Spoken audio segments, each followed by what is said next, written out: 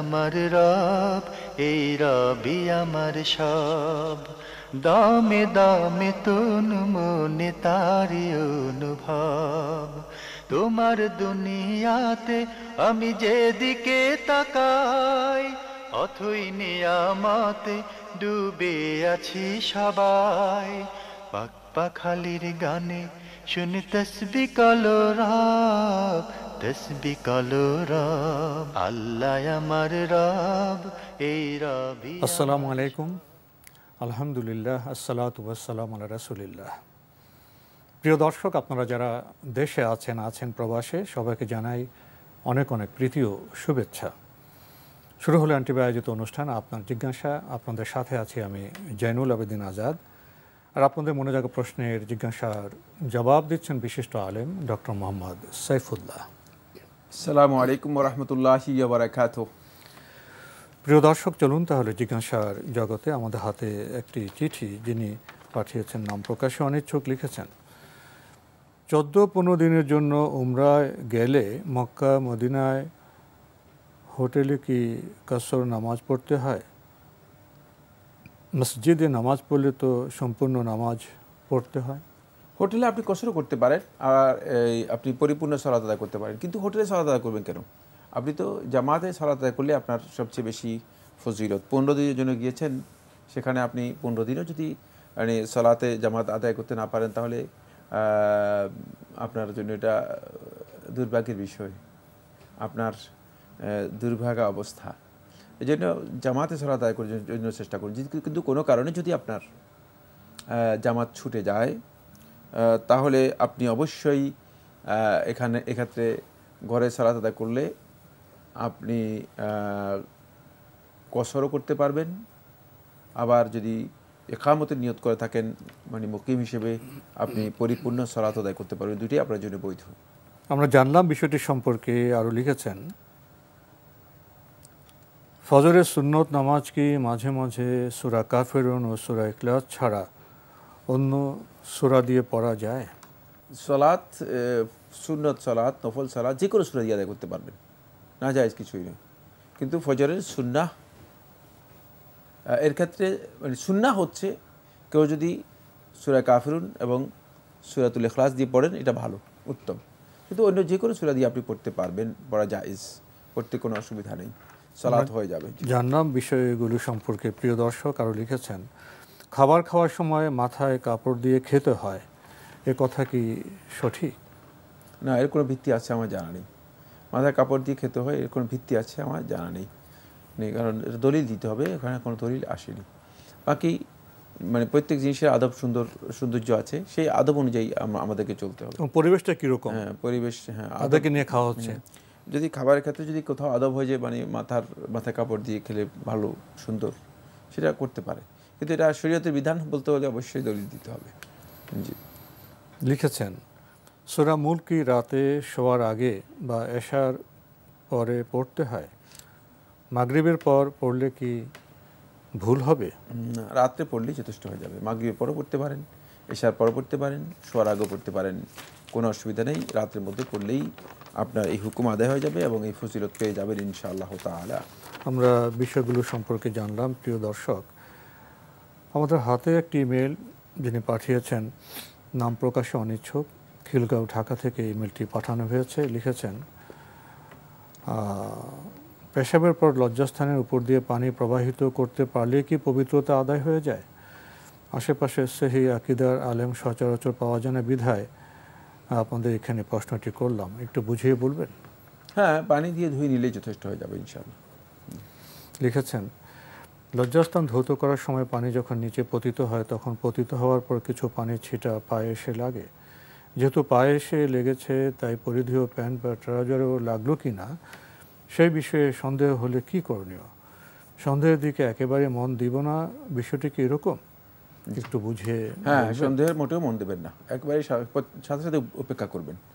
সন্দেহ যে না কিছুই পড়ে নেই, আর পড়লেও কোনো অসুবিধা নেই। কাপড় পানির ছিটা, মানে ছিটার মাধ্যমে কাপড়ে কি হয় না, কাপড়ে অপবিত্র হয় না। জি, আমরা জানলাম বিষয়টি সম্পর্কে। প্রিয় দর্শক, আমাদের হাতে একটি দীর্ঘ ইমেল, এটি পাঠিয়েছেন মোহাম্মদ মুসলিম উদ্দিন। ইমেলের একটি শিরোনামও আছে, মাওলানা উপাধি ব্যবহার করা অমার্জনীয় শিরক নয় কি? প্রশ্ন করেছেন, কোন আলেম মৌলভী নিজের নামের পূর্বে মাওলানা উপাধি ব্যবহার করতে পারেন কিনা? হুজুর, আমরা সাধারণত জানিও বুঝি যে কোরআন ও হাদিসে আল্লাহর সত্তা ও গুণাবলী সম্পর্কে যেসব বিশ্বাসের কথা বলা হয়েছে, ওই ধরনের বিশ্বাস সৃষ্টি জগতে কোনো ব্যক্তি বা বস্তুর সম্পর্কে পোষণ করাই শিরক। আপনার নিকট আমার একটা জিজ্ঞাসা এবং জানবার বিষয়, আলেম সমাজে অনেকেই নিজেদের নামের আগে মাওলানা শব্দটি উপাধি হিসেবে ব্যবহার করেন, কিন্তু মাওলানা শব্দটি পবিত্র কোরআন শরীফের সূরা বাকারার অন্তর্গত আনতা মাওলানা ফানসুরনা আলাল কাউমিল কাফিরিন আয়াত শরীফে এসেছে, যেখানে মাওলা যোগ আনা দুটি ভিন্ন আরবি শব্দ যুক্ত হয়ে মহান আল্লাহকে আমাদের একমাত্র অভিভাবক বলে সম্বোধন করে কাফেরদের উপর বিজয়ী করার করুণ প্রার্থনা করা হয়েছে। এছাড়া পবিত্র কোরআনের অন্যত্র মাওলা, মাওলাকুম শব্দগুলো শুধু একমাত্র পরম করুণামে আল্লাহকে সম্বোধন উদ্দেশ্য করে সংযোজিত হয়েছে। সুতরাং আমরা আল্লাহ নগণ্য বান্দা হয়ে কোন অজুহাতে নিজেদের নামের পূর্বে উপাধি হিসেবে আল্লাহর অপর একটি নাম অথবা তাঁর বিশেষণ সংযুক্ত করে আল্লাহর সমতুল্য শরিক হয়ে কঠিন অপরাধ তথা অমার্জনীয় অপরাধ করে মুশরিকে পরিগণিত হয়ে জাহান্নামে প্রবেশ করব? মাওলা শব্দ বহু অর্থ থাকার কারণে মাওলানা এর মানে এই টেক্সটের ইতলাক প্রয়োগ কোনো ব্যক্তির জন্য বৈধ নয়, এটা জায়েজ নেই। কিন্তু কেউ যদি ব্যবহার করে সে মুশরিক হয়ে যাবেন অথবা এই কাজটি শিরক হবে, এটা সঠিক নয়, এটা সঠিক নয়। তার কারণ হচ্ছে মাওলা শব্দের অনেকগুলো অর্থ রয়েছে। এক, মাওলা হচ্ছে ওলি, অভিভাবক। মাওলা হচ্ছে মুনিব, যিনি মানে কর্তৃত্বশীল। মাওলা হচ্ছে বন্ধু, মানে বন্ধু। চার, মাওলা হচ্ছে আজাদকৃত গোলাম। আবার আরব এবং অনারবরা যখন ইসলাম আসলো তখন মাওলা শব্দ প্রয়োগ করা হতো অনারবদের উপরও মাওলা শব্দ প্রয়োগ করা হতো, মাওয়ালি তাদেরকে বলা হতো। তো এখান থেকে মাওলা শব্দের প্রচুর অর্থ রয়েছে, অনেক অর্থ রয়েছে। ফলে মাওলা শব্দের একাধিক অর্থ থাকার কারণে মাওলা শব্দটি এখানে সম্ভাবনাময় আছে, অর্থের সম্ভাবনাময় রয়েছে। সেক্ষেত্রে কেউ যদি মাওলা শব্দটা পূর্বাপর মানে বক্তব্যের মাঝে মাওলা শব্দটা প্রয়োগ করে থাকে অন্য কোনো অর্থে, তাহলে এটা ব্যবহার করা জায়েজ, শিরক হবে না, এটা ব্যবহার করা জায়েজ হয়েছে। কিন্তু মাওলানা কোনো ধরনের মানে আগ পর ছাড়া লকব হিসেবে কালাকাব আকা ওয়াসফিন মুতলাক, খুব ভালো করে খেয়াল করতে হবে, একেবারেই নিঃশর্ত কোনো বৈশিষ্ট্য হিসেবে কোনো ব্যক্তির উপর প্রয়োগ করা জায়েজ নেই, গর্হিত কাজ। তার কারণ হচ্ছে কোরআন কারীমের সূরা বাকারার 286 নম্বর আয়াত, আল্লাহ রাব্বুল আলামিন নিজে বলেছেন, ওয়াফু আন্না ওয়াগফির লানা ওয়ারহামনা আনতা মাওলানা। আমরা আল্লাহকে খেতাব করতেছি, আপনি আমাদের মাওলা। যেহেতু মাওলানা এখানে এটা এমন অর্থ দিয়েছে যেটা আল্লাহ তাআলার জন্য খাস। সূরা আত-তাওবার 51 নম্বর আয়াতে বলতে আল্লাহ সুবহানাহু ওয়া তাআলা বলেছেন, কুল লা ইউসিবানা ইল্লা মা কাতাবাল্লাহু লানা হুয়া মাওলানা। সুতরাং কোরআনে কারীমে আল্লাহ সুবহানাহু ওয়া তাআলা মাওলানা এর ইতলাক শুধুমাত্র আল্লাহ রাব্বুল আলামিন নিজের জন্য করেছেন। সুতরাং এই বৈশিষ্ট্য এবং এই ওয়াসফ নিঃশর্তভাবে একেবারে মুতলাক যদি হয়, কেবল আল্লাহর জন্য ব্যবহার করা জায়েজ, আর কারোর জন্য ব্যবহার করা জায়েজ নেই। সেক্ষেত্রে যদি কেউ ব্যবহার করে থাকেন তার এই কাজটি গর্হিত হবে, নিষিদ্ধ হবে, না জায়েজ কাজ হবে। কিন্তু যদি না বুঝে করে থাকেন অথবা এই সম্পর্কে জ্ঞান কারো না থাকে, তাহলে তিনি গুনাহগার হবেন না, মুশরিকও হবেন না। মুশরিক হওয়ার এখানে সুযোগ নেই, যেহেতু এর প্রচুর অর্থ, একাধিক অর্থ রয়েছে। তবে উত্তম হচ্ছে অবশ্যই এই ইতলাক থেকে যথাযথভাবে দূরে থাকা। মাওলানা আমরা দেখছি যে এটা আসলে ব্যাপকভাবে আলেমদের জন্য ব্যবহার করা হয়ে থাকে। এই ব্যবহারটুকু গর্হিত, এই ব্যবহারটুকু যথার্থ নয়।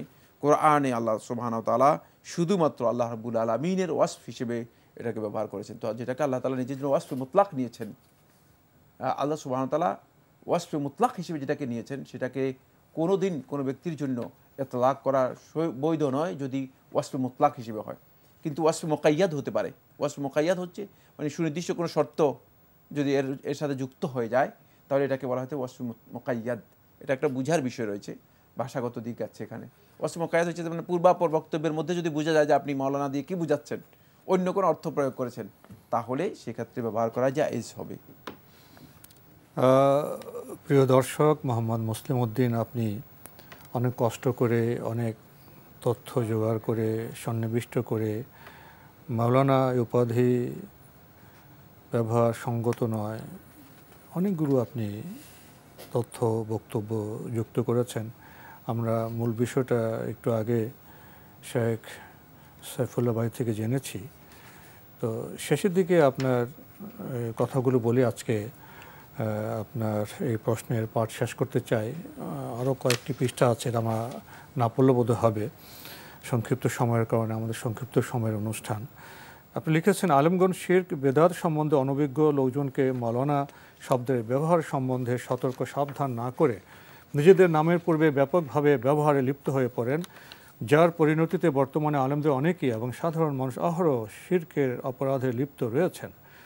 মাওলানা শব্দটিকে নিজের পাণ্ডিত্যের শেষ সীমানা প্রদর্শনের জন্য নামের পূর্বে আদৌ ব্যবহার করা যায় কিনা এবং সাধারণ মানুষকে তা ব্যবহার করতে দেওয়া যায় কিনা অনুগ্রহপূর্বক এই আপনার জিজ্ঞাসা অনুষ্ঠানে কোরআন হাদিসের ভিত্তিতে আপনার মতামত জানালে সকল মহল অত্যন্ত উপকৃত হবে। আমি তো স্পষ্ট বলে দিয়েছি, কথা স্পষ্ট হয়ে গিয়েছে। সেটা হচ্ছে মাওলানা শব্দটা মানে যেই শব্দে আছে, যে টেক্সটে আছে, এই টেক্সটে কেউ কোনো ব্যক্তির আগে উল্লেখ করা জায়েজ নেই, এটা উচিত নয়। কারণ আল্লাহ সুবহানাহু ওয়া তাআলা ওয়াসফ মুতলাক হিসেবে মাওলানা শব্দটা আল্লাহ তাআলার জন্য ব্যবহার করেছেন, কিন্তু ওয়াসফ মুকাইয়াদ হিসেবে যদি কেউ ব্যবহার করে তাহলে এটা জায়েজ হবে। সেটা হচ্ছে পূর্বাপর এর অর্থ যদি বোঝা যায় যে এই অর্থে ব্যবহার হয়েছে। যেমন আমি একজনকে বলে মাওলানা, অর্থটা কি, তার অর্থটা বলতে হবে তো, ঠিক না? কি অর্থে ব্যবহার করেছি তাকে। আল্লাহ তাআলা যেহেতু আল্লাহ তাআলার জন্য ব্যবহার করেছেন ওয়াসফ মুতলাক, তাহলে এইভাবে মুতলাক হিসেবে যদি তাকে ব্যবহার করা হয় তাহলে এটা জায়েজ হবে না, কোনো সন্দেহ নেই। কিন্তু ব্যক্তিকে মাওলানা আমরা যদি কী অর্থে ব্যবহার করেছি সেটা ক্লিয়ার হতে হবে। যদি আমার গোলাম হয় আমি তাকে বলতে পারবো, মানে আমি যদি আমার গোলামকে বলি যে আমার গোলাম, তুমি আজাদকৃত গোলাম, ঠিক আছে, কিন্তু আদৌ কি এটা বলছে কিনা, না। সুতরাং একটা পূর্বাপর কি থাকতে হবে, সূত্র থাকতে হবে। তাই এক্ষেত্রে আপনি যে প্রশ্ন করে এক্সট্রিম প্রশ্ন করেছেন সেটা হচ্ছে আপনি এটাকে নিয়ে গেছেন আরও কঠিন অর্থে। এটা অনেকগুলো অর্থ থাকার কারণে আমরা এই কথা বলছি যে এটা শিরক হবে না, এটা শিরক হবে না। তবে এই ব্যবহার গর্হিত কোনো সন্দেহ নেই, যেহেতু আল্লাহ সুবহানাহু ওয়া তাআলা নিজের জন্য ব্যবহার করেছেন, আর বান্দাদের জন্য আল্লাহ রাব্বুল আলামিন এই মুতলাক ব্যবহার কখনো করেন নেই। বান্দার জন্য এই মুতলাক ব্যবহার আল্লাহ তাআলা করেন। আমাদের হাতে একটি চিঠি, আগের চিঠি পাঠানো হয়েছে কুড়িল বিশ্ব রোড থেকে, এক বোন পাঠিয়েছেন, নাম প্রকাশে অনিচ্ছুক। লিখেছেন, আমি নিয়মিত কোরআন শরীফ অর্থসহ পড়ি এবং বছরে 2-1 বার খতম করি। এতে কি কোরআনের হক আদায় হচ্ছে এবং আমার এই খতম করার পদ্ধতি কি ঠিক আছে? আমি কি কোরআন খতমের সওয়াব পাবো? খতমের সওয়াব তো অবশ্যই পাবেন, নিয়মিত যেহেতু আপনি তেলাওয়াত করেন, কিন্তু অর্থসহ পড়ছেন, আবার অর্থসহ তেলাওয়াত করছেন, তারপরে মানে বছরে খতম করছে, এই তো এতে আপনি অবশ্যই সওয়াব পাবেন। সওয়াব পাবেন না কেন? বছরে উনি একাধিকবার খতম করেন। জি, নিয়মিত যদি আপনি তেলাওয়াত করে থাকেন তাহলে আপনি অবশ্যই সওয়াব পাবেন, কোনো সন্দেহ নেই। উনি আরেকটি প্রশ্ন করেছেন, এইভাবে কি কোরআনের হক আদায় হচ্ছে? আর শুধু অর্থ পড়তেছে না, কোরআন তেলাওয়াত করতেছে, আপনি অর্থসহ পড়ছেন? আর একটু স্পষ্ট দেখেন তো। আমি নিয়মিত কোরআন শরীফ অর্থসহ পড়ি, কোরআন তেলাওয়াত করতেছেন কিন্তু অর্থও পড়েন সাথে, এই তো অবশ্যই সওয়াব পাবেন। উনি আরেকটা বলছেন যে এতে কি কোরআনের হক আদায় হচ্ছে? কোরআনের হক, এত তো খতম করলেন, খতমের কাজ করলেন, অর্থ বুঝছেন, কোরআনের হক বলতে তো কোরআনের হক তো অনেক ব্যাপক, অনেক বিষয় জড়িত হয়েছে। কোরআনের হকের কি মানে কোরআনের তেলাওয়াতের কিছু হক আদায় হচ্ছে, পরিপূর্ণ হক আদায়। কোরআনের হক, তেলাওয়াতের হক আদায় হচ্ছে, অর্থ জানছেন, জ্ঞানের কিছুটা হক আদায় করছেন, কিন্তু কোরআন তো শুধু তেলাওয়াত বোঝার পর এটা আমলও করতে হবে।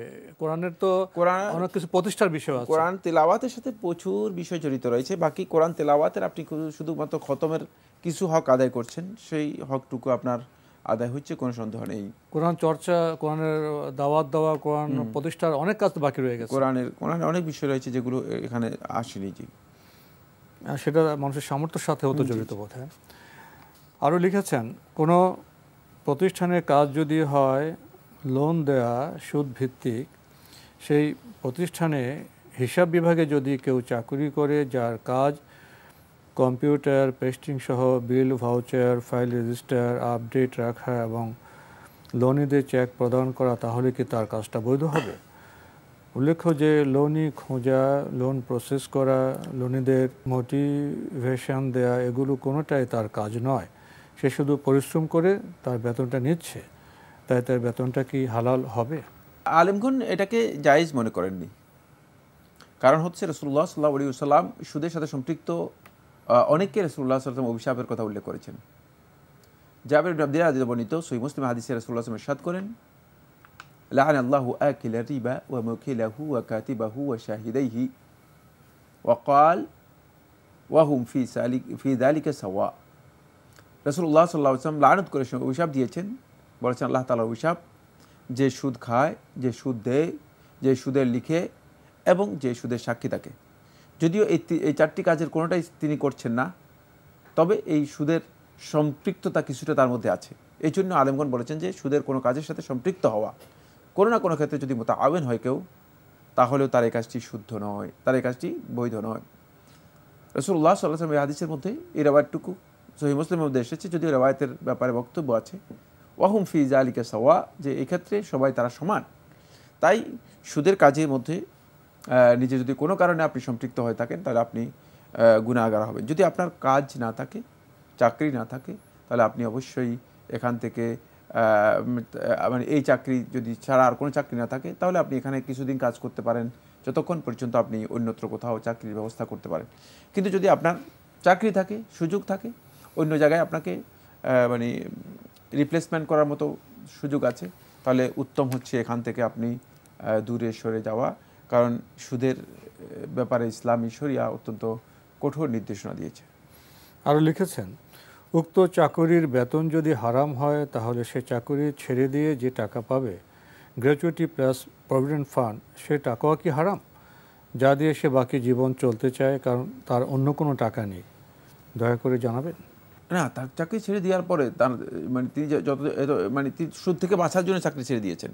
সুতরাং এক্ষেত্রে তার যে চাকরি করেছেন, এই চাকরির টাকা হালাল, এবং চাকরি থেকে যা পেয়েছেন সব পরিপূর্ণরূপে হালাল। কারণ সে তো এক্সিট করেছেন কিসের জন্য?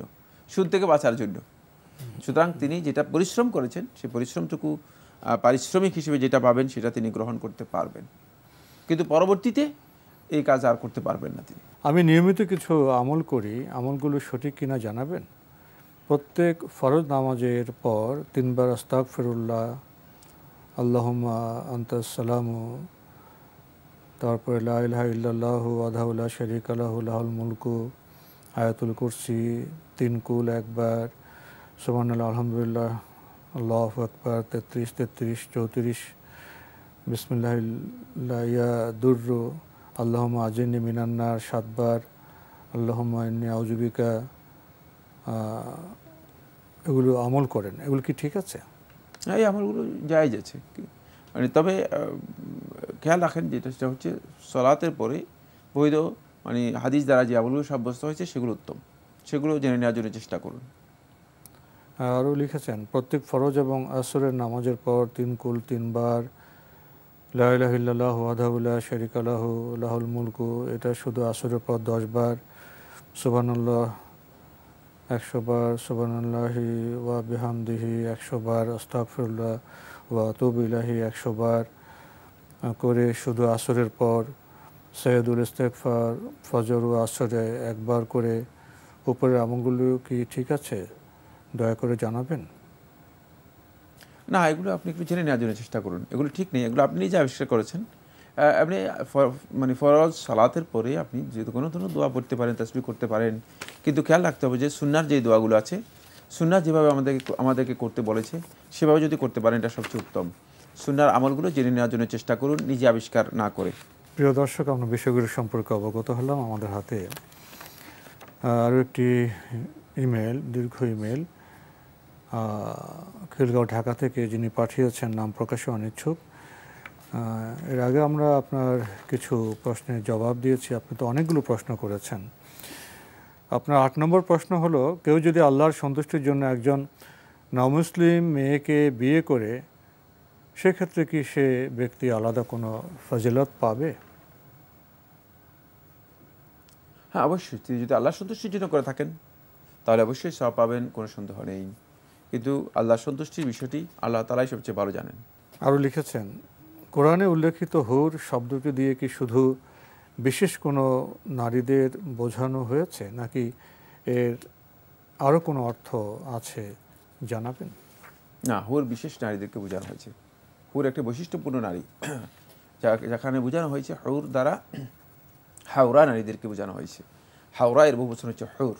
হাওরা হচ্ছে ওই সমস্ত নারীগণ যে নারীগণ এর ঔজ্জ্বল্য একটা ভিন্ন ধরনের ঔজ্জ্বল্য রয়েছে, এটা বোঝানোর জন্য একটা বিশেষত্ব রয়েছে, সেই বিশেষত্বের দিকে ইঙ্গিত করে হুর শব্দটি ব্যবহার করা হয়েছে। তো আজকে আমাদের এখানে শেষ করতে হচ্ছে। আপনাকে অনেক ধন্যবাদ। আপনাকে অশেষ ধন্যবাদ। প্রিয় দর্শক, আমরা দেখছিলাম এনটিভি আয়োজিত অনুষ্ঠান আপনার জিজ্ঞাসা। আমাদের অনুষ্ঠান আপনারা এনটিভি অনলাইনেও দেখতে পারবেন। ভিজিট করুন www.ntbbd.com। এছাড়া ইউটিউবে এবং আমাদের ভেরিফাইড ফেসবুক পেজে অনুষ্ঠান দেখতে পারবেন। আজকেও আমরা লক্ষ্য করলাম বিচিত্র প্রশ্ন মানুষের মধ্যে, জীবন সম্পর্কে, বাস্তবতা সম্পর্কে, পরকাল সম্পর্কে, বেহেশত সম্পর্কে, দোজখ সম্পর্কে, হুর সম্পর্কে প্রশ্ন জাগে। অনেক প্রশ্ন আবার কৌতূহলেরও বটে। তো আমরা যখন টেলিভিশনের প্রশ্ন করব প্রিয় দর্শক, আমরা একটু যেটাকে বলা হয় গুরুত্বের নিরিখে প্রশ্নগুলো যদি আমরা লিপিবদ্ধ করি, তাহলে দেখা যাবে অনেক সুন্দর সুন্দর প্রশ্ন আমরা করতে পারছি। শুধু নিছক কৌতূহল যে প্রশ্ন, সেগুলো তখন আমাদের কাছে কম গুরুত্ব পাবে। আসুন আমরা জীবন ঘনিষ্ঠ গুরুত্বপূর্ণ প্রশ্নগুলো করি এই সংক্ষিপ্ত সময়ে, তাহলে বোধহয় আমরা আরও বেশি উপকৃত হতে পারব। চিঠি লিখুন, প্রশ্ন পাঠান আমাদের ঠিকানায়। পরিচালক আপনার জিজ্ঞাসা, এনটিভি, বিএসসি ভবন, 7ম তলা, 102 কাজী নজরুল ইসলাম এভিনিউ, কারওয়ান বাজার, ঢাকা 1215। ইমেল অ্যাড্রেস আপনার জিজ্ঞাসা @ntbbd.com। প্রিয় দর্শক, মহান আল্লাহ আমাদের সবাইকে নিরাপদে রাখুন, রাখুন শান্তিতে। আসসালামু আলাইকুম। আল্লাহ আমার রব, এই রবি আমার সব, দামে দামে তুন মনে তারি অনুভব। আল্লাহ আমার রব, এই রবি আমার সব।